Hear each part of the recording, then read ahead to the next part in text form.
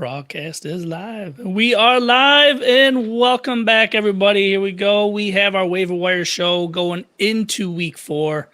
Another crazy weekend with week 3 and some other news that kind of popped up today that we can get into about things that we can expect in week 4 in regards to like the Titans and Vikings and just a big old mess there. Again, more injuries, bunch of stuff. But before we dive into all of that, joining me today, we got George, good old BFTG pod there, and then Dirty Jobs Mike. How you guys doing tonight? What's happening, man? How we doing this evening? Marvelous. Better than George. George is having some technical difficulties today. So I am a technical difficulty. This is true. This is very, very true. And, this just kind of goes right in line with the fact that, his buddy Mitch Trubisky is not so go. Trubisky. You could not so go. Mitch Trubisky. That's fine. So this just kind of goes in line with his hero over there. So whatever. Yeah. We're gonna work through it. We're gonna get it through and get you guys your waiver claims this week. So before we dive into that, a couple quick things, some housekeeping. As always, go check out Thrive, the partnership we have going on with them. All the different prop bets that they have going on. Go there, use promo code SLEEPER, that's SLEEPER. When you donate $20 or more, Thrive will automatically give you $20 to add to your bank to get involved with all the different prop bets and things that you want to get involved with there.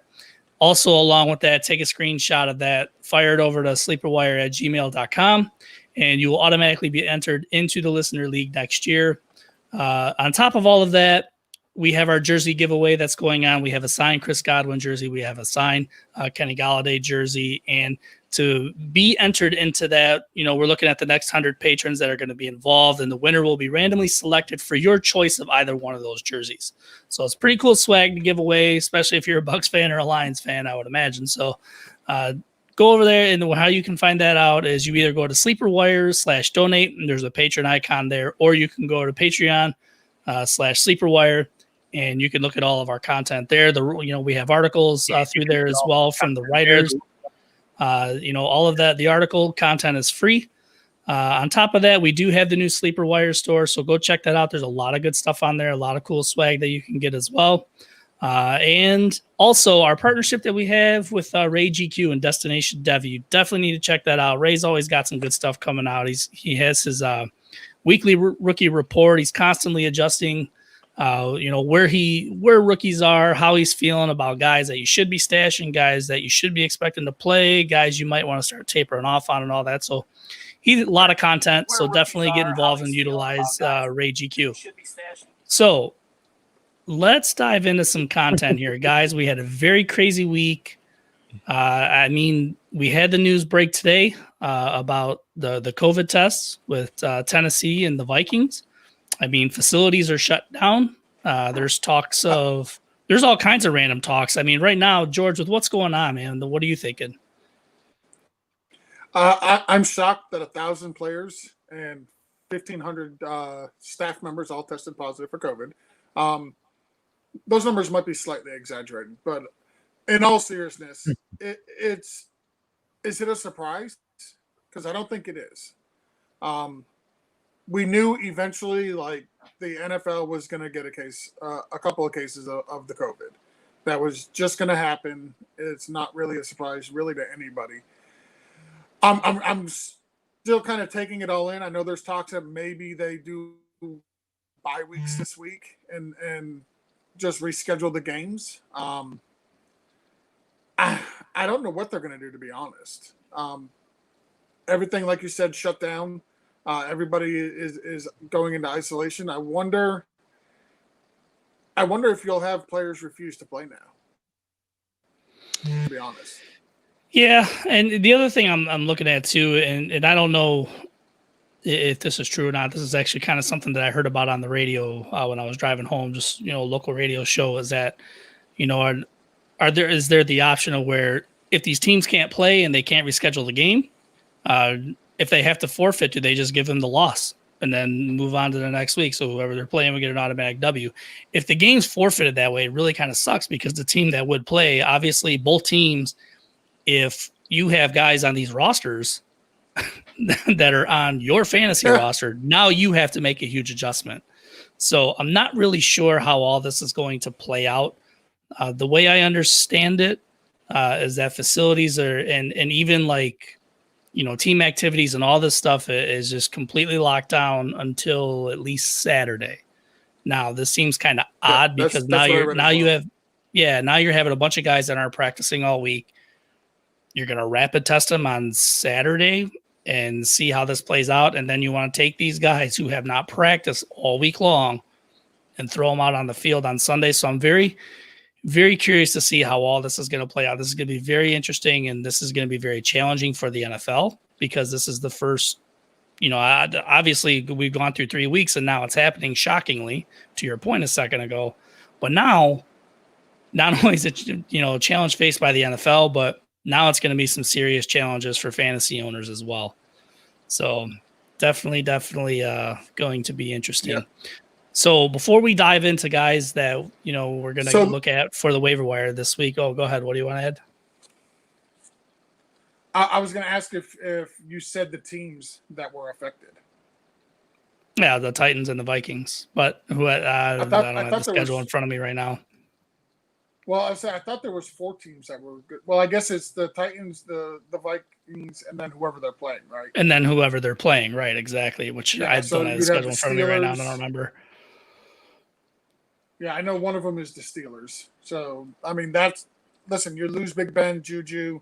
I just got a notification while we were doing the show. Deontay Johnson's cleared concussion protocol, so you would lose him.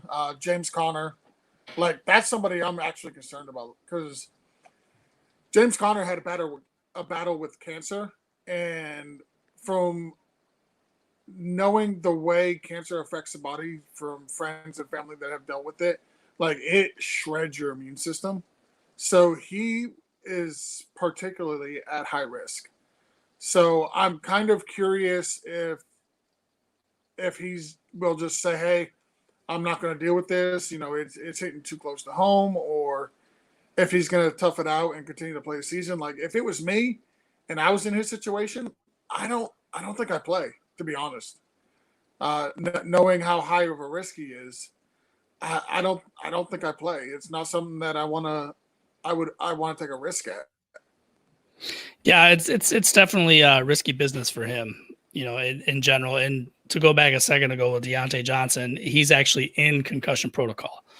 So he hasn't cleared. He's in it. No, he's in it. Okay. But the 4 teams, obviously we know the Vikings and Titans, but it's the Steelers and then the Texans involved. So now you're looking at Deshaun Watson. Now you're looking at David Johnson. Now you're looking at Brandon Cooks, so on and so forth on top of all that. And yeah, I'm really surprised that James Conner didn't even opt out from the beginning because of his situation. So yeah, I don't know. Again, it's going to be very interesting to see how all this stuff plays out this week. So before we jump into guys that we're looking at on the waiver wire, let's look. George, I know you got your hit and misses list here, so I don't know if you want to kind of take the reins on that and go through that. Yeah, we can go through some of this. So like I said last week, we want to kind of hold ourselves responsible for both the guys that we recommend to you to pick up. Like, if we do good, we want to acknowledge, hey, we did good. We told you to pick this person up. At the same time, we want to be, held responsible and accountable. If we told you to pick somebody up and play them if you needed them and they didn't do too hot, we want to recognize that as well. So the first one we have on the list is going to be our hits, and we had a couple of good hits. We had Jerick McKinnon. So it was the second week in a row we told you to pick him up. And we were telling you to pick him up because he was under 50% owned at the time. Last week at the Giants, he had 14 carries, 38 yards. He had 3 catches for 39 yards and 1 touchdown. He got you 15.2 fantasy points in a half-point PPR league. That's not bad. That's what, when you pick somebody up and plug them right in your lineup and they give you 15 points, that's fantastic. Another guy that we hit on was Mike Davis. Replacing Christian McCaffrey at the Chargers. He had 13 carries for 46 yards. He had 8 receptions for 45 yards and 1 touchdown. He got you 19.1 points. So, again, another guy, 15 plus, actually closer to 20 with him. Coming from the waiver wire right into your starting lineup, you cannot ask for much more than that. The third guy I'm going to say we hit on was Darrell Henderson. Last week at the Buffalo Bills, which was we were expecting to be a tough defense for the Rams. I was hesitant on starting him. I actually wavered from him, and I encouraged people to waver from him, so that was my bad. Yeah, he looks good. He looks good. At the Buffalo Bills, he got 20 carries, which is all the opportunity in the world you want. Like any running back you can get off the waiver wire for 20 carries. I want them on my team and probably going to put them in my lineup because the opportunity is fantastic. But he got 20 carries for 114 yards. He had 1 reception for 6 yards, plus he scored a touchdown. So he got you 18.5 fantasy points. Again, that's going to muddy the waters in that Rams backfield too, man. Yeah, it is. He looks better than Akers right now. And he was drafted, I think, was he drafted higher than Akers? No, Akers was drafted higher. Was he? Okay. Listen, I could see that backfield being Akers and Darrell Henderson, just splitting carries between the two. I like Kelly. Kelly went out there. He's one of the guys we recommended on the Sunday Blitz that just he laid an egg. He took a shit on your team. One of the guys I'm going to say we had a miss on, and we also told everybody temper expectations with him. It's more of a long-term ad than a plug right into your lineup type ad. But I'm going to go with Devonta Freeman against San Francisco. Listen, we were expecting him to do a lot better against San Francisco than what he did. I mean, they contacted me and asked me if I wanted to come play for them. Depleted. No offense, Steve, but he got fires. He got 5 carries for 10 yards. He had 1 total fantasy point. Hopefully, he's not somebody you put in your lineup. Hopefully, he's somebody you have on the bench and you're stashing him. I do expect better things coming from Devonta Freeman long term for the season, but right now he's somebody. If you put him in, last week I would say we missed on him. He was a bust. I thought he would get you 50, 60 yards. I didn't think he would only get you 10 yards. I thought he would get more than 5 carries. And he didn't. So those were our hit and misses. Couple guys. Yeah, it's going to be interesting to see how that plays out in the Giants' backfield too with Freeman. I mean, Deion Lewis didn't really do much. Wayne Gallman didn't really do much. Nobody really did anything. I mean, that offense obviously didn't do anything. I mean, to be fair, that was against San Francisco too, which has a pretty decent defense. Although they are banged up, they still can't stop the run. But I don't know. I don't like this team at all. I don't even know if I want Devonta Freeman on my bench, if I'm being completely honest. No, I mean, you're staying away from these guys, and I guess it's okay to roster somebody like Devonta Freeman, maybe even Deion Lewis, just because of the type of season it is. I mean, here we are going into week 4. We've had significant injuries every single week, and now we're talking about COVID cases and stuff like that. So you never really know how all this is going to shake out. You know what I mean? So it's just realistically having depth is never going to hurt you. This is all very interesting. And like kind of going back to Darrell Henderson, we were talking about him and Cam Akers. Akers was taken 52nd overall. They actually traded up to take Henderson at 70. So not too far apart as far as draft capital goes. So, and the way that Henderson's been performing, and he looks good. And again, that was in Buffalo. That was on the road in Buffalo, and Buffalo's, they're a very respectable defense. So, I don't know. I'm trying to figure out if it's more him or the way McVay has adjusted this offense or what. I don't know, but he definitely looked good. There's no doubt about that. Yeah, for sure. So I don't want to think that this is going to be one of those offenses where every week it's going to be a different running back.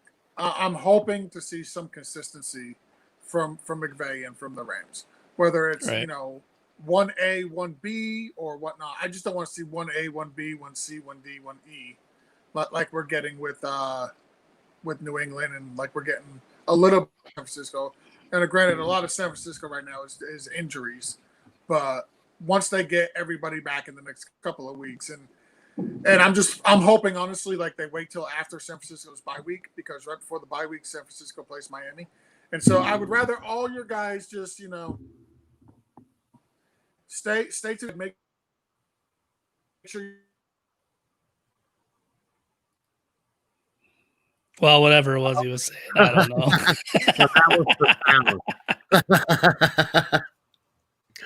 That was George faded out there. But before we jump into the guys that we're going to add this week, we do have a question from John B over on YouTube. Says he's weak at wide receiver, and he has JT, Jonathan Taylor, I would imagine, and Zeke as his running backs. He's like, is it a good move to trade Bell and Edelman for Thielen and Landry? My initial thought process on this is that I would personally want to hold on to Edelman over Landry and try and trade Bell for Thielen. I might try to do that, but I just read the next comment. I'm just really not that high on Thielen, man. I don't really like a whole lot of what I'm seeing coming out of Minnesota right now. Not that I'm very excited about what I'm seeing out of New York either. But man, that's tough. I think I'd rather be on the Bell Edelman side of things, honestly. I think I'd rather have that side. See, I don't really know if I want to get, I don't even want to know if I really want to get Bell. And I think this is an opportunity for people to buy low on both. Thielen, for me, going into that game, they wanted to run the ball. They wanted to get Dalvin Cook more involved. And that, in doing so, that kind of opened things up a little bit with that offense. Justin Jefferson, as well as he played, and, I'm sure he's not going to go out there and do that every game. But if he's at a point where, defenses really do have to pay attention to him, that's going to open things up for Thielen as well. So I would if it were me, I would try and take the perceived caliber that is Le'Veon Bell and that is Adam Thielen and swap those two, because I would rather have Edelman over Landry. The only thing that sucks about it is now there's your running back depth. I don't know what other running backs that you have. If you're okay with just having Jonathan Taylor and Zeke, depending on the rest of your depth, that's on you. That's something that I would definitely look at as far as your roster construction goes. But if you have the depth there to move a running back to try and improve your wide receiver, try the Bell for Thielen. Yep, I can get behind that. So, hey, hot audio. So we just had another question pop up. How much fab on Justin Jefferson?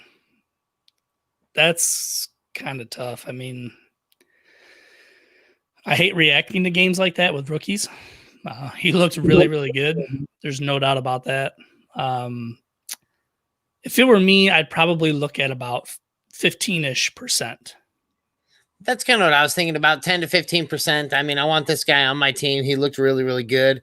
I hope he can continue that. Like, I'm hoping he can keep that pace going, because, gosh, he looked amazing. And, I mean, that would actually – and I'm with you. I feel like that would actually wake me up a little bit, too, on Thielen if he could maintain that kind of a pace, because it would actually relax it. Just, man, that team looks like such a garbage fire to me right now. I just can't get behind almost anybody on it. But I do not mind grabbing this guy for a quick stash just to see what kind of happens in the future there. Yeah, absolutely. I mean, you got to look at the amount of volume and touches that, Dalvin Cook was getting in general those first 2 weeks. It really wasn't a lot, especially for what they paid him. Right.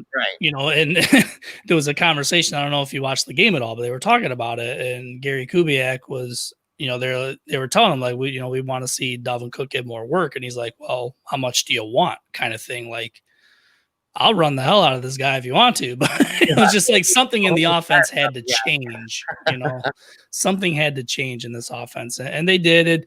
It was more productive for them and then for fantasy owners as well. But, if Justin Jefferson can get 5 or 6 looks a game and be a respectable wide receiver to where they have to pay attention to him, if Irv Smith can get a little more involved, if Kyle Rudolph can get a little bit more involved, because right now the real threat is Adam Thielen. So, if these guys can get more involved, that opens things up for him. And then Le'Veon Bell, obviously, we know what's going on with the Jets. That's why I think it's like a kind of a perfect buy low option for both of these guys. Right.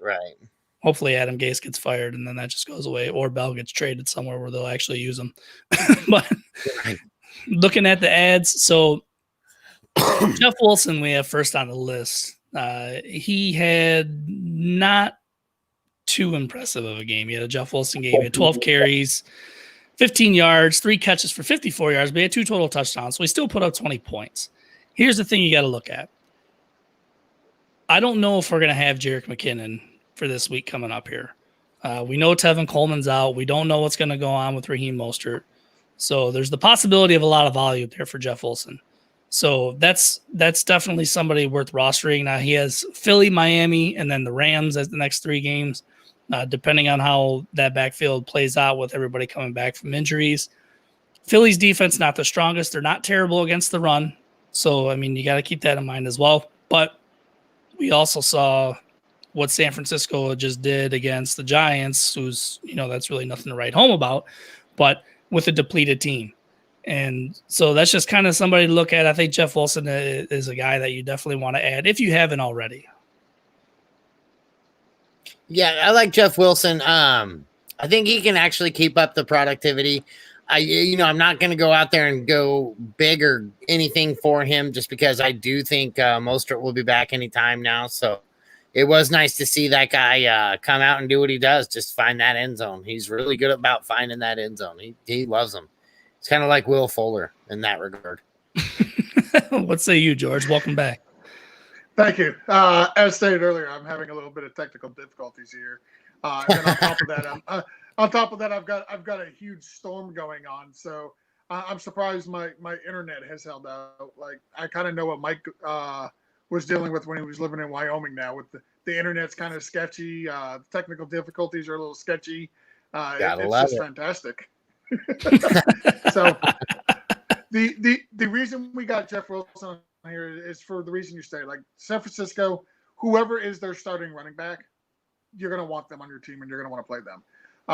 If Jerick McKinnon is injured, which I would not be surprised if that is the case, like that dude is just never healthy for long stretches of the time. If Wilson is the starter there, he's going to get more than 12 carries. He'll probably get more than 3 receptions. He'll probably average more than 1.3 yards per carry. And the one thing he's really good at is getting in the end zone. So I like Jeff Wilson. I think he's an option, especially if 4 teams decide to shut down because of COVID. I think Wilson is a guy you can go out, you could pick up, and immediately plug him into your lineup. Like Mike said, I'm not going to spend a super high priority on him. I'm not going to spend fat money on him, and he's not somebody I'm looking at as far as rest of season goes. But if I'm the Saquon owner and the Lev Bell owner, and I got James Conner, and there's potential where he's not playing, or I got Derrick Henry, and there's potential he's not playing this weekend. I may need to plug in a Jeff Wilson, and I think he's somebody that you could plug in, and you won't. He might not get you another 20 points, but he will probably get you 12 to 15. Yeah, it's very possible. Very, very possible. So the next guy we're looking at is Myles Gaskin. He's actually been kind of a surprise for me, to be honest with you. He's a 7th round pick last year, I believe it was. And they bring in Jordan Howard and Matt Breida, and man, we haven't really seen these guys. Like, what are we ever going to see Jordan Howard unless they're on like the 1 yard line? If they're 5 yards and in, that might be Jordan Howard territory. And then, it seems like they're just sprinkling in Breida here and there. But Gaskin's been looking good, and his volume has increased over these couple of weeks. I mean, he just had 22 carries for 66 yards. That's not very impressive. You're only averaging 3 per carry, but he also had 5 receptions for 29 yards. So, I mean, in a PPR day, that's a pretty solid day right there. You're looking at pretty much 13 points right there alone.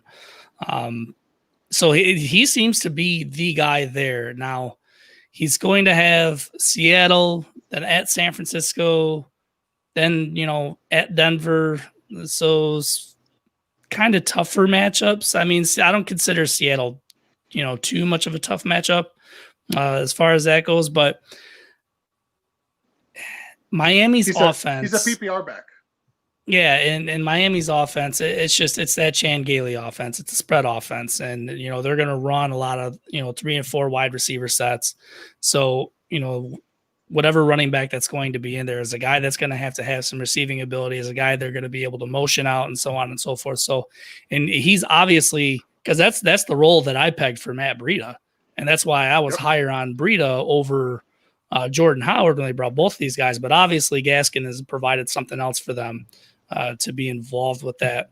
Now, again, I'm not too crazy about these matchups. The Denver matchup's not too bad. Seattle matchup's not too bad.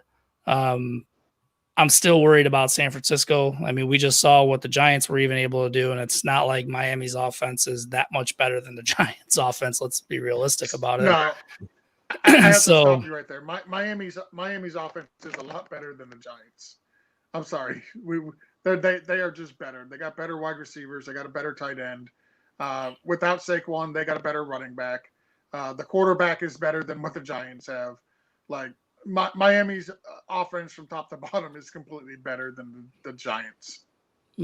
Still no O-line, though. Miami's the O-line, just like the Giants. Yeah, the O-line is getting better. Like we're getting better. Yeah, it's getting there.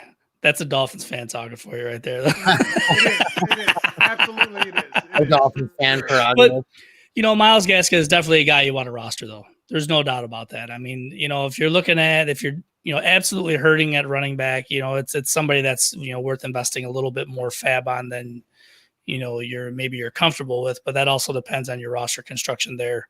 But yeah, definitely go out there and get him if you need that. Now, Carlos Hyde, he's another option on here. And you can maybe even look at Travis Homer. Thankfully, even though, Chris Carson had his leg just alligator rolled on. I mean, that was just a dirty, dirty play there. yeah.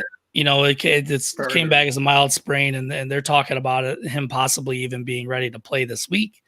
However, if he's not, Carlos Hyde, I mean, since he's left San Francisco, he's been around. He's been reasonably productive.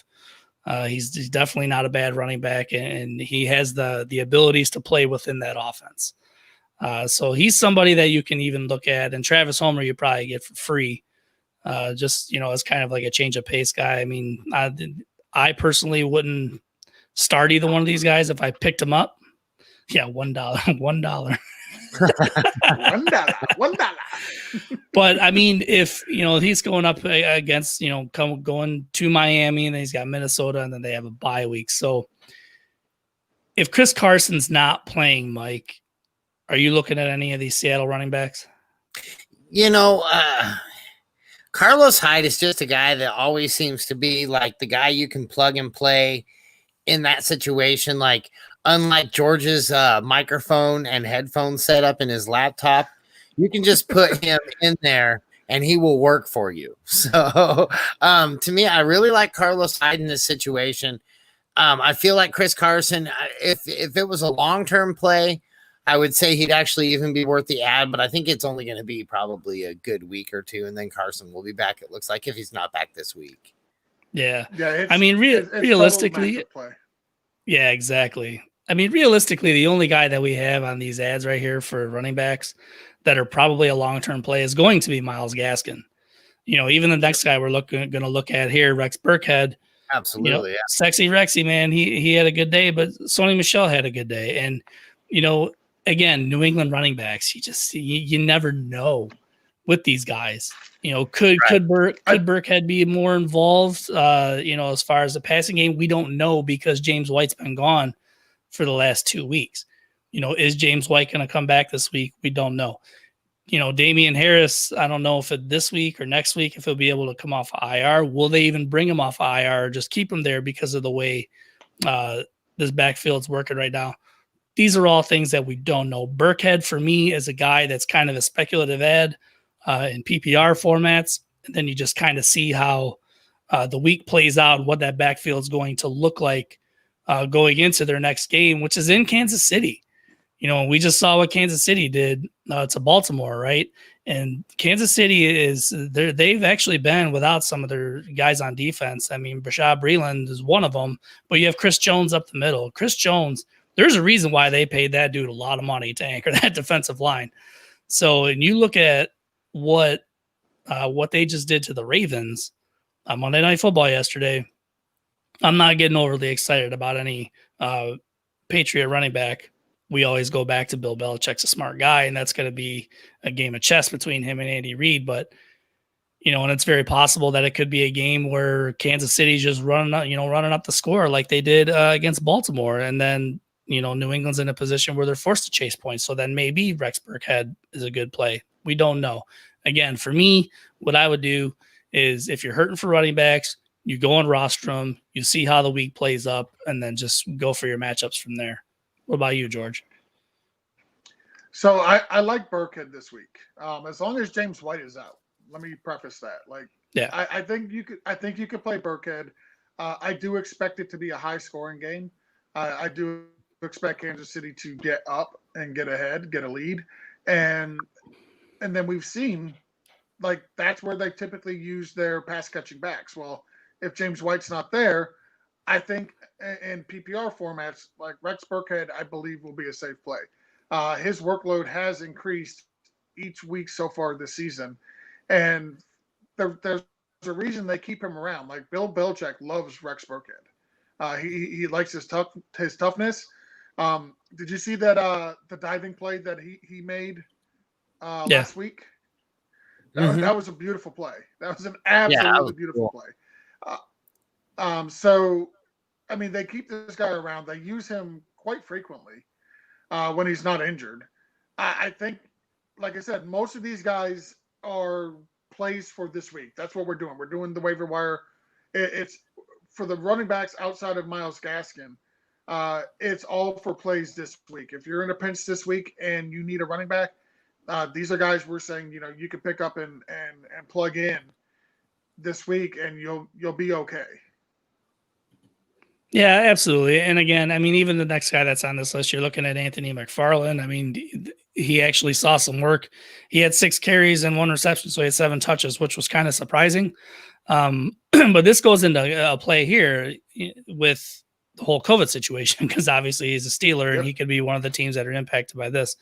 So, you're looking at Burkhead, you're looking at Hyde, you're looking at Jeff Wilson, those guys. I mean, for the short-term play, even in regards to that, those guys are probably worth rostering because we don't know how that aspect of the game's going to, or how that aspect of those games are going to play out and how it's going to impact your fantasy teams. So, he could be another option too. It's very surprising actually to see him get the 7 touches that he got. So let's look into some of the drops. I mean, go ahead, George. I was going to say he not only did he get the 7 touches, but he made use of them. He averaged 7 yards per carry, 7 yards on his reception. He's not somebody I want to plug in this week, but as far as a deeper stash, James Conner is not the picture of health. So, and with the whole COVID situation, we discussed it a little bit earlier. I mean, I don't know if Connor's going to make the whole season, and it's not even injury related. With that cancer and his weakened immune system, I'm just not sold he'll be there all year long. I think, there may be a time where he says, you know what, I'm not going to risk not just my health, but my life for this football game. And I'm just going to step aside and, if he does that, McFarland is somebody you want that definitely want somebody like him on your team. Right. So some of the players we can look at dropping, for me, the Giants backfield in general, I'd probably just for depth purposes and PPR formats only look at Deion Lewis or Devonta Freeman. I drop Wayne Gallman. I mean, Tariq Cohen just went on IR, so obviously you can drop him. Malcolm Brown, I mean, we're looking at Darrell Henderson, and this is going to murky the waters there. and he has that fractured pinky. So, and if in deeper leagues, I'd probably still hold on to him just because, again, of the season that we're at. Or, if you're short of roster depth, then you can probably drop him. There's Boston Scott. There's Raekwon Armstead. I mean, James Robinson seems to be the guy in Jacksonville. I don't know if he's going to be a long-term option, as far as beyond the season. They still have a Zigbo, and I'm kind of curious to see how it works out with Armstead and a Zigbo back. So I guess for now you can drop Armstead and just kind of see how all that plays out. But right now, Robinson's definitely holding on to that. So looking at wide receivers, as far as guys that we hit last week, did not do so well. So, do you want to read the notes for the hits? Got to be better. Yeah, we looking at what we did as far as our misses, and then our hits. It was a bad week on wide receivers. We were bad on tight ends the previous week. This week we were not, or last week we were not too hot when it comes to wide receivers. We didn't have a single guy that I would consider a hit at all. In fact, we had some really, really bad misses.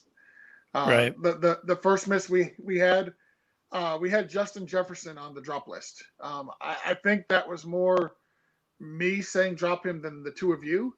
I was saying hold on. Matter of fact, I think. Yeah, Yeah, I was same. gonna say, I think you guys actually said hold him. I just wasn't sold, and after looking at Kirk Cousins the first 2 weeks, and knowing he's a rookie, I was like, I could drop him. That's fine. I think I could drop him. Yeah, no, he comes out 7 receptions, 175 yards and a touchdown. If he's on your waiver wire, pick him up. Another guy I would say we missed on. Well, it really wasn't a miss.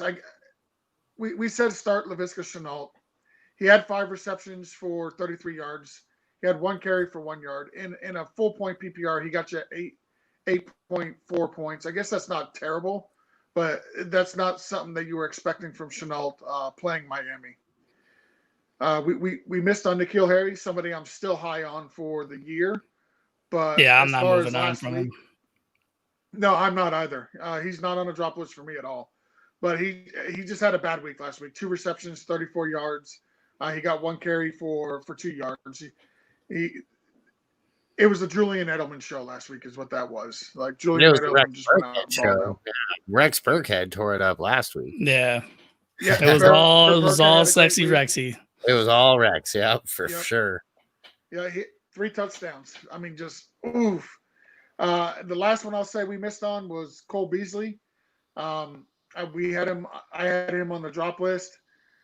He came out 5 receptions, 70 yards. He had 3 rushes, for 31 yards, which really impressed me.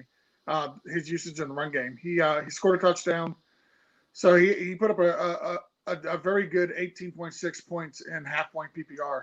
So somebody I had on the drop list. I wasn't a big fan of Beasley, but he came out and balled out last week, so that was on me. I mean, being fair, John Brown went out too. I mean, that wasn't part of that whole scope could have changed. Come in there and go out, yeah. Yeah, because I mean, when John Brown was there the first couple of weeks, you didn't really hear much from Cole Beasley at all. That's right. Yeah. So, but players to add, just looking at Justin Jefferson. I mean, obviously, first one on the list. Yeah. So. I mean, yeah, he's one of those guys that just because of draft capital and I mean, realistically, there's not much competition there. So if you're in deeper leagues, you're probably drafting him anyways. So hopefully you didn't drop him, and if you did, hopefully he's still out there. But yeah, he was definitely a deep stash because there's just certain rookies that you take because of situation, you take because of talent, you take because of draft capital, and you have to temper your expectations until a little bit later in the year. So obviously, we kind of went through his stats. He's going to be in Denver, and then he has a game against the Chargers. I don't mind either one of those matchups. So he's definitely somebody worth adding. Preston Williams is 50% I feel bad in a dynasty league. before this week, I actually traded Justin Jefferson away. And I feel like if I would have waited just one other week or so, I could have got a lot more for him. I traded him and Kareem Hunt, or him and a second in 2021 for Kareem Hunt. So I like the return I got on it. Like I like adding Kareem Hunt to my roster. But I think I could have got away with just straight up Justin Jefferson for Kareem Hunt if I would have waited another week. I don't know. Kareem Hunt's in it. He's an interesting value right now. He really is. Yeah. But yeah, Preston Williams, he's 50% owned. His next matchups are Seattle, at San Francisco, then at Denver. He didn't really see much this week, but I mean, just who he is, the type of wide receiver he is. He's just another guy that you just want to hold on to him, right? I mean, you're going to be getting into bye weeks. I don't see injuries stopping. I don't. You know what I mean? Like these first 4 weeks of the season, this is their preseason. You have guys and offenses and everything that's just they're still getting in tune. They didn't have camp. They didn't have preseason. They didn't have time to work out bugs. So you're going to see bad performances out of a lot of these guys right now. Case in point, you look at a team like the Texans who just ran through a gauntlet the first 3 weeks. Now's the time to buy low on a lot of those guys. You look at David Johnson, you look at Brandon Cooks, you look at Deshaun Watson. Deshaun Watson's never going to be cheaper than he is right now. So if you have somebody who's just not really paying attention to schedules in your league that has Deshaun Watson, go see if you can take advantage of it. But and Preston Williams is another one of those guys. Just hold on to him. Like, and if he's out there, roster him because you never know how these things are going to play out. You're getting into bye weeks. These are the type of guys that you can plug into your flex play. If you're running 3 wide receivers that you have to start, you can be a perfect wide receiver 3 with upside, so on and so forth. So Preston Williams is definitely a guy worth rostering. Brandon Ayuk, he's another one. He saw 8 targets at 5 catches for 70 yards, but he also had 3 carries for 31 yards and a touchdown. Brandon Ayuk's another guy, hopefully faithful. George Kittle's coming back this week. We don't really know what's going on with that offense right now and who's coming back and when. They're talking about Deebo Samuel possibly being a week 5 return, if I'm not mistaken. Last I heard about that was last week, so I'm not 100% sure. But Brandon Ayuk, again, he's a guy that was drafted for a reason. They have a role for him, and he is a rookie. He's just been thrusted into a role because of all the injuries that they have. Again, things take time to develop. He's another one. He's worth rostering. He's worth having on your team. See how things play out. It's kind of the same situation with Justin Jefferson. The opportunity is going to be there. It's just going to take time. So temper your expectations these first couple of weeks and let it play out. He's going up. He's got coming up this week with Philly. Then he has Miami, and then he has the Rams. The Rams, that's the one that I'm worried about the most. Miami, they spent in the offseason for their secondary, but I don't know. We'll see. You probably watched that more than I, George. I'm not 100% sure how that secondary looks, but teams are able to put up on them. So, I would imagine that San Francisco could probably do that, especially if they start getting all these pieces to their offense back. Cole Beasley, we just talked about a minute ago. Oh, go ahead. I was going to say, without the – sorry, I don't mean to cut you off. No, it's all right. Without the preseason and all that, like you said, it's one of those things where, at least for the Dolphins, I can only speak for the Dolphins. That's my team. They're a solid team. They're not a great team. It's going to take a while for the team chemistry to build up. Like, that's super important. Chemistry on the offense, chemistry on the defense. I think as the season gets deeper and deeper, Miami will be a much more formidable team. That's why I always said I'm not concerned about wins and losses this year. I just want to see how they look on the field, whether they look competent, whether, they're in games. They may lose them because they can't get over that hump, but they're at least competitive. And so far this year, we've seen that. And I think Miami's a better team than a lot of people think, just based off, their first game was at New England. Like, you gave Bill Belichick all year to prepare for you, like the first game of the season. And then you got to go to New England. And you were just a couple plays going your way from actually winning that game. And then you go Then you get the Buffalo Bills, who was a solid team. Josh Allen playing at an MVP level. So two real tough games right out the gate. And Miami's schedule is a very brutal schedule to start. It gets much better on the second half of the season, but we got a brutal schedule to start. I think everybody that plays Miami in the first half of the season will get up on them. So I do like Brandon Ayuk. I think Kittle, if they weren't playing in MetLife Stadium, I think Kittle would have been back this weekend, to be honest. I believe he had two practices or at least walkthroughs or whatnot last week. So I think Kittle will be back this week. I don't think we have to worry about Ross Dewey playing the role of tight end for the 49ers this week.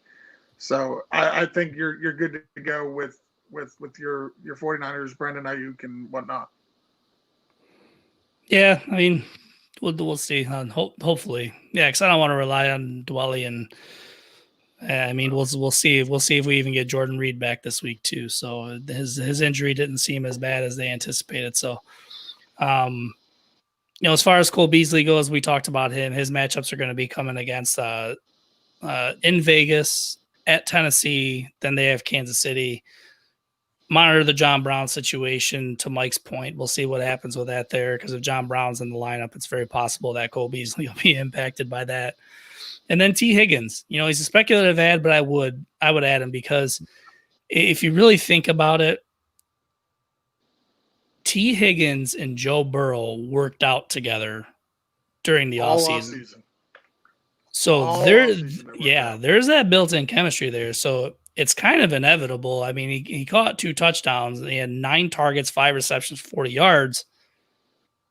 This is going to be a thing. So dynasty owners out there should be getting very excited. AJ Green looked bad. Like, he just didn't look good out there. And I mean, it's like he lost his step. I don't know if he's going to get that back throughout the season.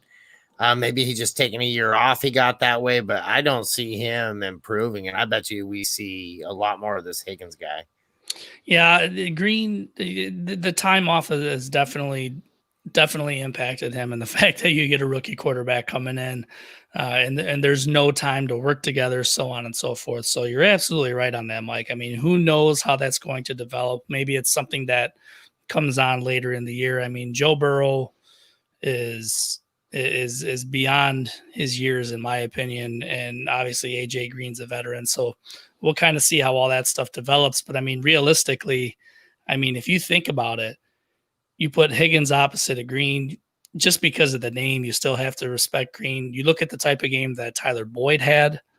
There are pieces in this offense, and Joe Burrow's he's a very good young quarterback, and he's going to be somebody very special in this league. So, T. Higgins, I would definitely be picking him up. I would definitely be rostering him, especially because we're going to be going through the bye week season here, and it's a long stretch, and he's somebody that you could probably get some valuable play out of. So definitely roster him. Moving on to the tight ends, guys that we hit, Mike Gesicki, and then, me, I'm personally not a fan of Dalton Schultz, but I know somebody here mentioned Dalton Schultz. I think it was George. Hey, listen, it doesn't take much to be a top 12 tight end. No, it does not. A touchdown does it. Exactly. That's all. Listen, that's all you need is one touchdown, and you're automatically within the top 12, right? So Dalton Schultz didn't get a touchdown, but he got 6 targets. He got 4 receptions. He I didn't put the yards on here. I think I accidentally erased. I think he had like 48 yards or something like that. So it was a respectable day. He went out. He didn't kill you. He didn't win you a week for sure, but he didn't kill you. No, he didn't. Not at all. Gesicki, case in point, you're talking about, being a top 12 tight end. He had 1 catch, 15 yards and a touchdown.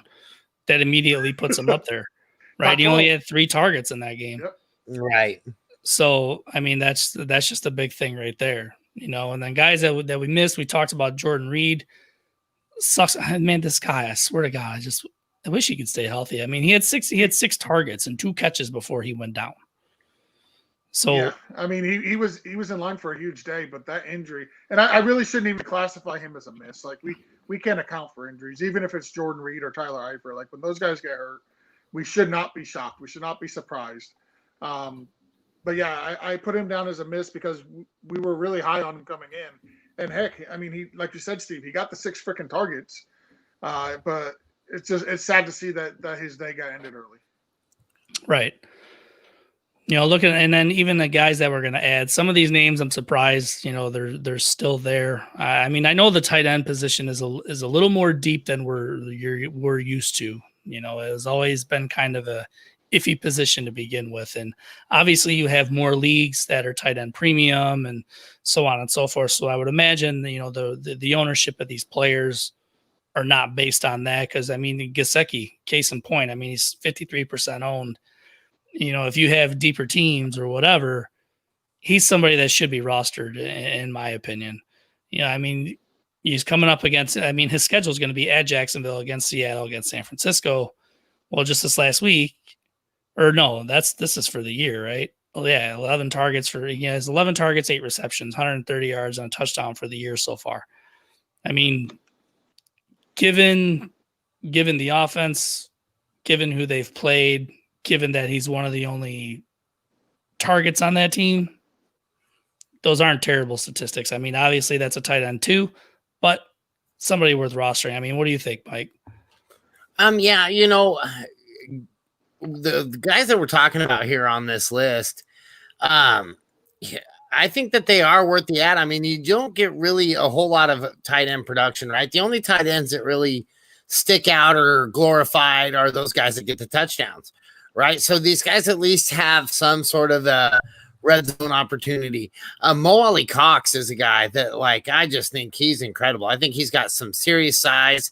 Correct me if I'm wrong, Jack Doyle was back last week, right? And we didn't see him at all. And so that makes me think that that old Rivers might actually have a good connection here with Cox. I think he's going to be a really good fit. Eric Ebron, the guy is a touchdown monster. He's a touchdown machine.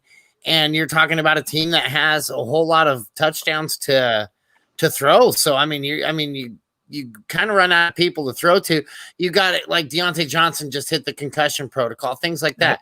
Yep. Eric Ebron, steady Eddie. I mean, he just goes out, he plays football. I don't know. Get me Eric Ebron. I really like him a lot. And then Gesicki, I mean, you're talking about, again, you just don't have very many tight ends out there that are getting 11 targets a game. That can't be ignored. I can't believe he's only 53% owned, especially in PPR leagues. That's insanity. Like that's probably the most productive tight end in the league right there. No, that's not 11 targets in the game. That's where George's notes messed me up, because I thought that was for the game. No, that's out of the season right there. But okay. Well, I mean, still, that's not bad. Over 3 games, that you're getting about right. Exactly. That's not bad. Right. Exactly. And to your point about Ali Cox, you look at that whole situation there. Jack Doyle, I believe, was on the field more. He played more snaps than Mo Alley Cox. They could be getting Trey Burton back, and I know they liked Trey Burton, but we've seen enough of Trey Burton and heard enough of Trey Burton. Right. I'm not sold on that situation. Michael Pittman also got injured. You have Paris Campbell injured. So there are going to be targets going somewhere, and clearly right now, Mo Alley Cox is one of them. And he's a big dude. Big hands. Big target. Absolutely. Yeah. So, he's definitely somebody you want to roster. Yeah, you could see Phillip Rivers seeing Cox just stretch right across the field, hitting him in the flat, and him taking it, 30, 40 yards. The guy is a freak of nature, like Mike said. Yeah, he's got big playability. Oh, absolutely. Yep. So, guys, you could drop. I mean, you can look at Jordan Reed. You can look at Austin Hooper. Not see Gronk's on here, but Gronk actually had a pretty good day. He should have had a touchdown. I'd be dropping Gronk. I think I'd also hold one more week on this next guy, Evan Ingram. So the Evan Ingram was one I just wanted to bring up for discussion. Like, at what point are we going to say it's time to cut bait with Evan Ingram? Next week. If he pulls another flopper again next week with this matchup he's got this week, I got to cut ties with Evan Ingram. But it seemed like he was starting to get a little uptick in targets there. I have to see it before I let him go. He's just such a productive tight end when he wants to play football. Oh, absolutely. And honestly, the only reason why I would let Jordan Reed go is because it's an MCL and he's expected to miss 6 to 8 weeks. So that's the only reason why. Sure. I'm sure a lot of leagues have IR spots added this year because of the situation with COVID and all that stuff. But I wouldn't even waste that IR spot on him for 6 to 8 weeks. So yeah, Gronk I would wait. Evan Ingram I would wait. But Evan Ingram, I'm with you, Mike. I'm giving him one more week. But and that's the other thing too, is if you're in deeper leagues or you're in tight end premium leagues or whatever, I'd still hold on to him because I don't mind Evan Ingram as my number 2 tight end in leagues like that. Or good trade bait, add him with something else and it makes that trade not look as bad type thing. Right. Like I definitely would rather do that than drop him. Yeah, I mean, he's technically, I don't even know. Maybe. I guess technically a name still. Yeah. It is. This is the Jobu week for Evan Ingram for Steve and Mike. If you don't perform for me this week, forget you, Jobu. Forget you, Jobu. We'll send it back. I do it myself. That's right. It's now quarterbacks. Absolutely. The guys that we hit were Ryan Tannehill, Joe Burrow. I mean, both of them had pretty damn good days. I mean, Ryan Tannehill had 4 total touchdowns. Burrow had 3 total touchdowns, and they played very well. And, hats off to Tannehill because he doesn't really have receiving options. He has Corey Davis and he has Jonnu Smith. And, Derrick Henry, I kind of expected him to have a good day, and he did. I mean, he went over 100 yards and had 2 touchdowns, so it was nice to see out of him. Just overall, that offense looks pretty good. And, coming up, they have Minnesota, Pittsburgh, Buffalo. Other than Pittsburgh and Buffalo, I think Minnesota is going to be a good matchup for him. So I definitely look at that. And then Burrow, you have at Philly, then Jacksonville, and then he's at Baltimore. So the Philly-Jacksonville matchup I like. Baltimore, not so much being in Baltimore. I mean, Burrow looks good, but, he's not – I'm not saying he's Patrick Mahomes good after we just watched him kind of play backyard football. Guys that we missed on, but I don't know. I really wasn't too high on Drew Brees to begin with. I still think he's worth holding on to. I don't think he's a guy that you're going to start, but right now anyways, but I'd hold on to him. I'm starting him this week. It's at Detroit, but here's my thing. Okay, look at Drew Brees' day, right? Alvin Kamara had 12, 13 catches. His air yards are terrible. Throw a 5-yard pass, and Alvin Kamara just walked, basically bouncing off of people and making people look silly into the end zone. You take that away, Drew Brees does absolutely nothing. You know what I mean? Is that going to be able to be done every week? That's the thing. And even against Detroit, and it's on the road, and Drew Brees has a history of performing poorly on the road, even if it's against Detroit. I'm just going to say he has a history of it. So I don't know if I'm 100% sold on even playing him this week. It's the matchup for me. Detroit is down. Their defense and their secondary is so injury riddled right now. I want to start every quarterback against Detroit.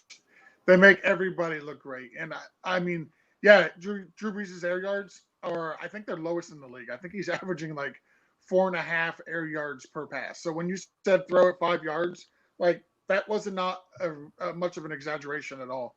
That's literally close to what his air yards have been so far through the first 3 games. But I think it's still Drew Brees. He still does have Allen Robinson, who is capable week in and week out to break one and take it to the house. I'd like to see him get Jared Cook a little bit more involved. This past week, he wasn't really all that involved, but I'd like to see him get, a few more targets here and there. But especially this week with the Detroit Lions, if I drafted Drew Brees, I have no problem starting him this week.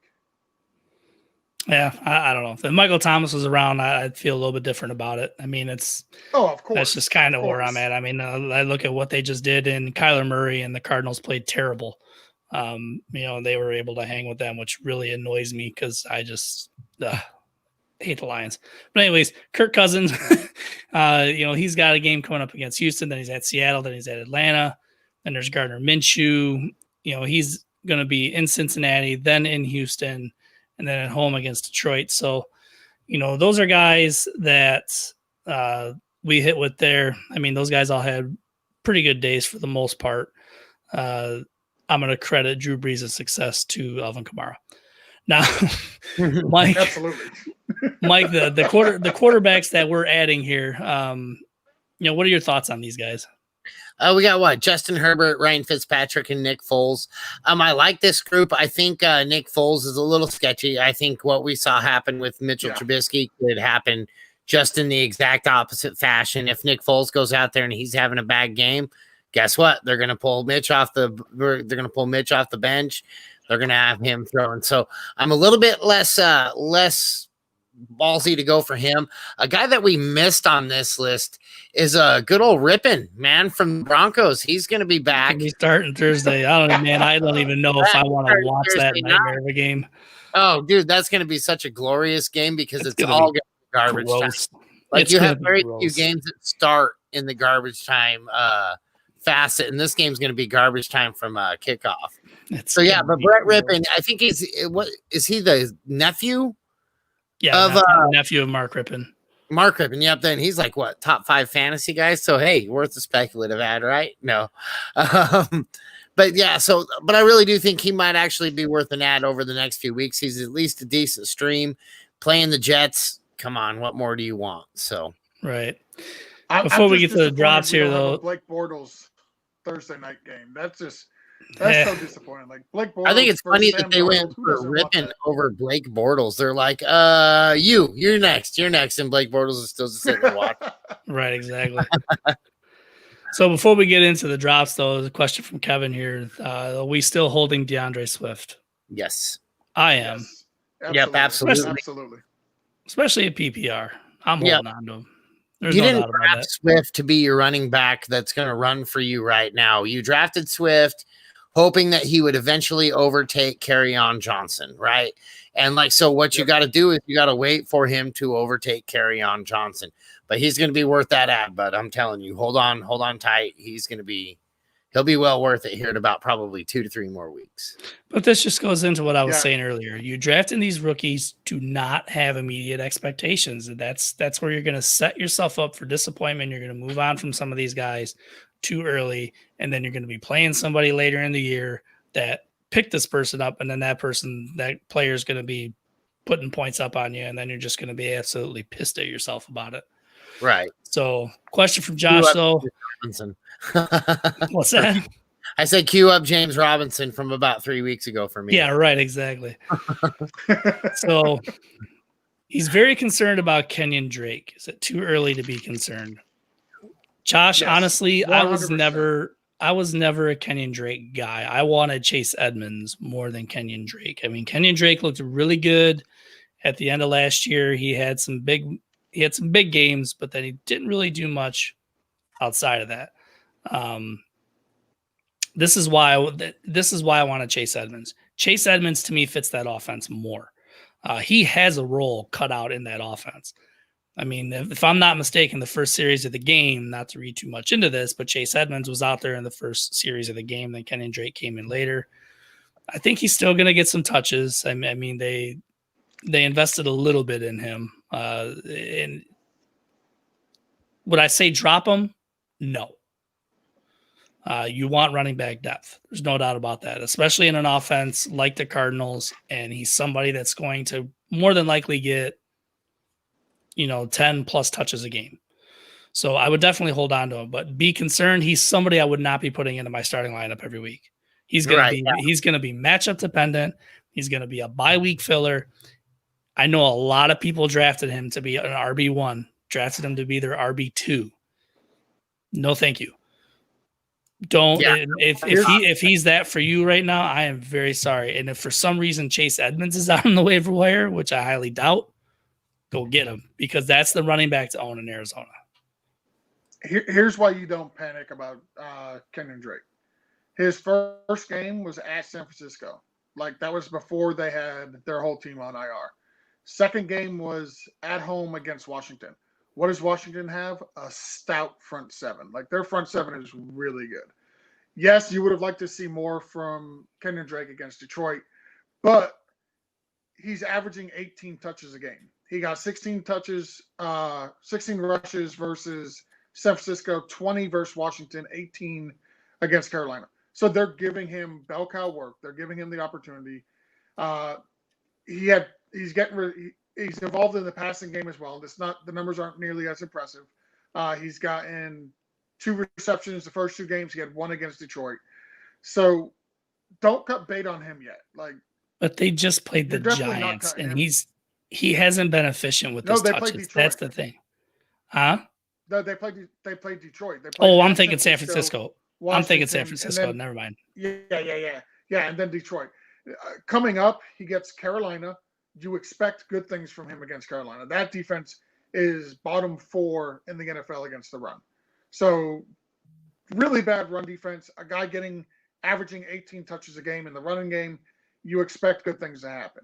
If he punches in a touchdown last week, you're absolutely perfectly content with what he gives you. He's averaging over 4 yards a rush.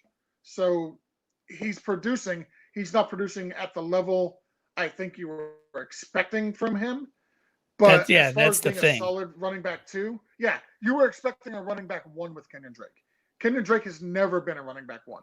Last year, he produced 33% of his yearly fantasy points in 2 games. That's not who Kenyon Drake is. He's a solid running back 2.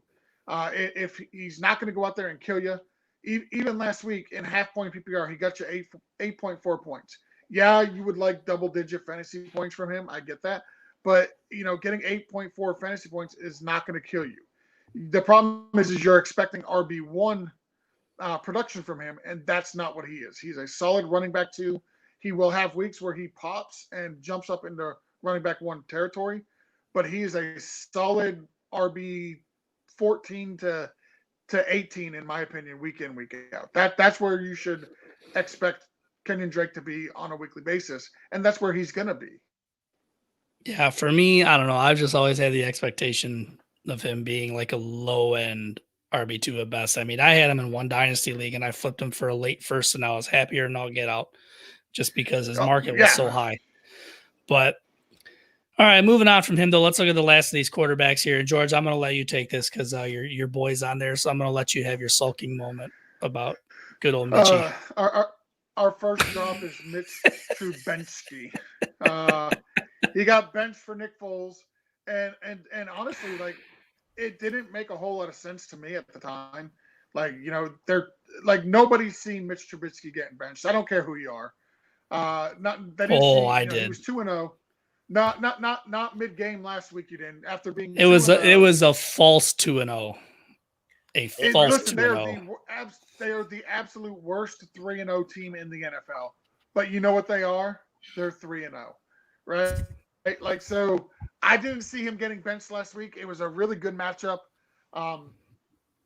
Nick Foles came in, and Nick Foles looked worse than Mitch Trubisky at first.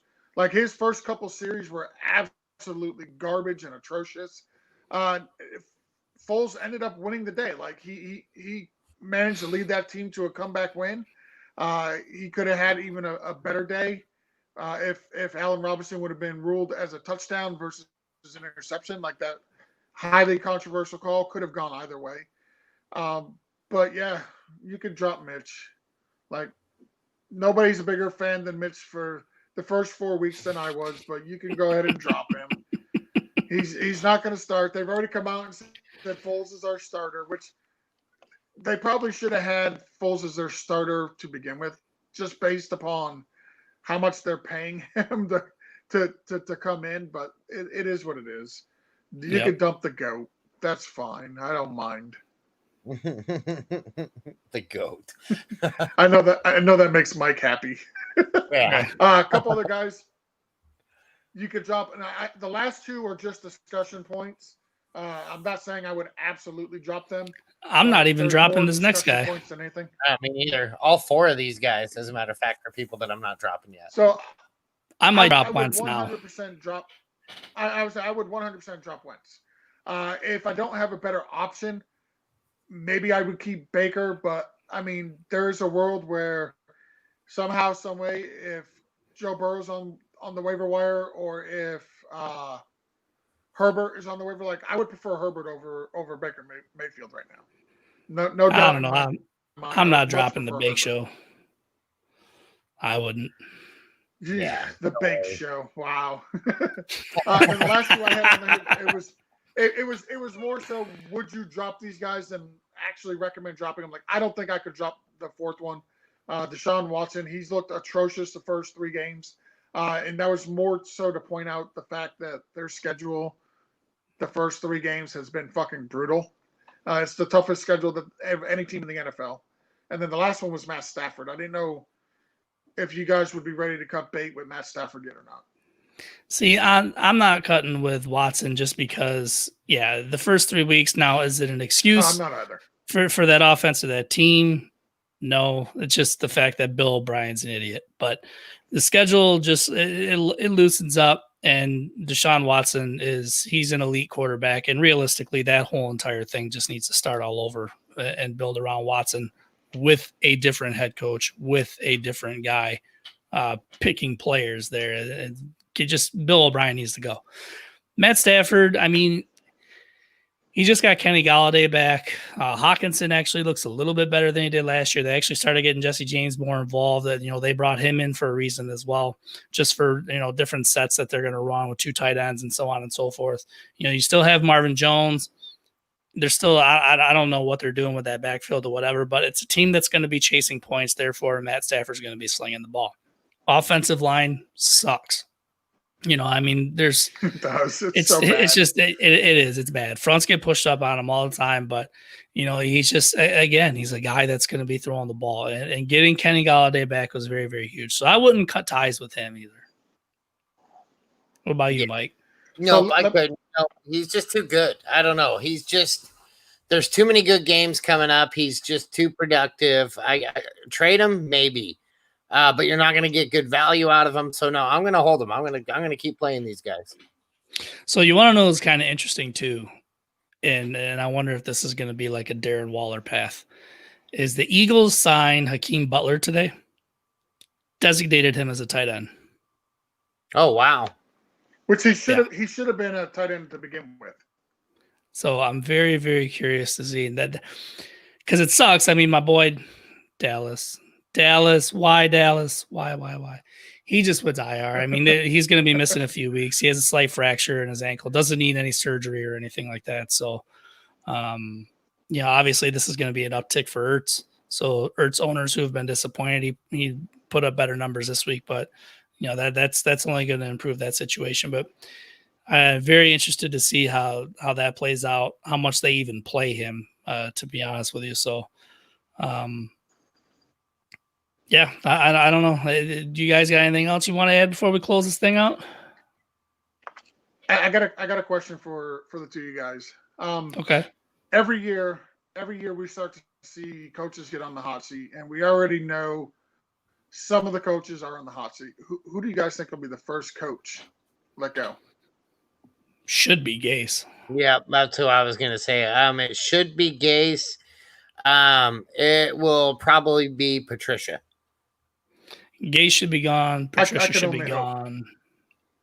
Like, those guys should be gone. Bill O'Brien should be gone. How about Dan Quinn with the Falcons? Dan Quinn should be gone too. They just gave up 2 big leads 2 weeks in a row. Twice they collapsed. Yeah. So here's. Oh, I thought you froze up on us again there. No, I did for a second. It could have froze. I don't know, but it's one of those things. He just went complete robot mode. Right.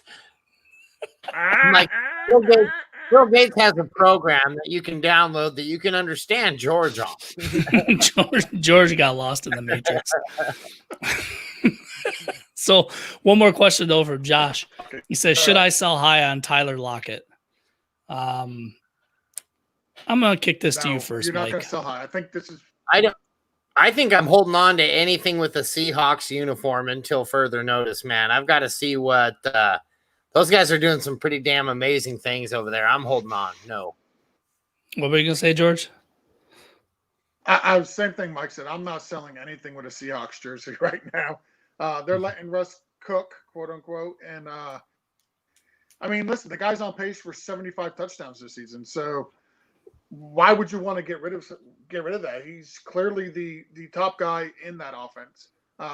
DK Metcalf likes to pull his best Leon Lett impressions. I'm just saying, I'm not getting rid of Tyler Lockett. I think what we're getting from Tyler Lockett, I don't think he's going to go out and score as many touchdowns as he did this past week in, week out. But depending on what you're getting offered for him, I think I'm holding on to Lockett for sure. Yeah, the only way I'm moving him is if I'm gonna get a decent running back. Like if you have a team that's stacked at running back and they're wide receiver needy and they're willing to pay up, sure, I would do it then. But other than that, yeah, no, I would definitely hold on to him. The volume's there, the opportunity's there. Would you trade Lockett for Michael Thomas? Yes. Yeah, I think I would too.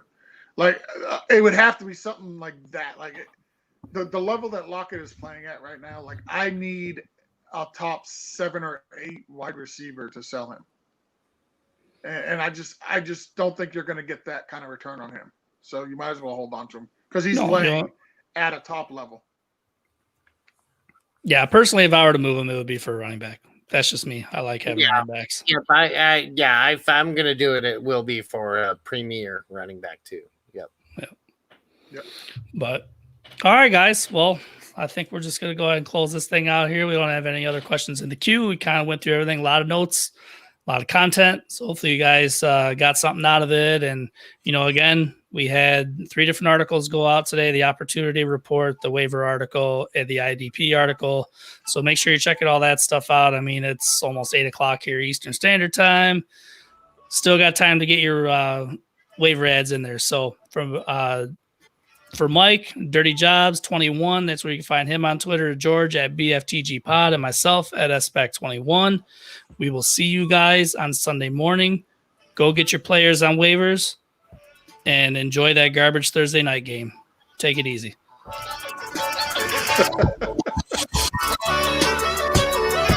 Showtime, George. Oh, man.